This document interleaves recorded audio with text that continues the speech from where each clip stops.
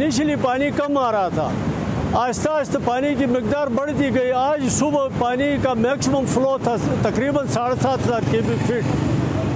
अभी इस वक्त मौजूदा टाइम पर मेट डिपार्टमेंट की रिपोर्ट के मुताबिक 5,500 क्यूबिक फीट पानी गुजर रहा है। हमारी जितनी इमलाक है, ब्रिज है, रोड है, इस वक्त तो अल्लाह के फजल करम से महफूज है, लेकिन पानी की ये मकदार इस तरह बढ़ती रही तो कैच और इस पुल के को ख़तरा हो सकता है।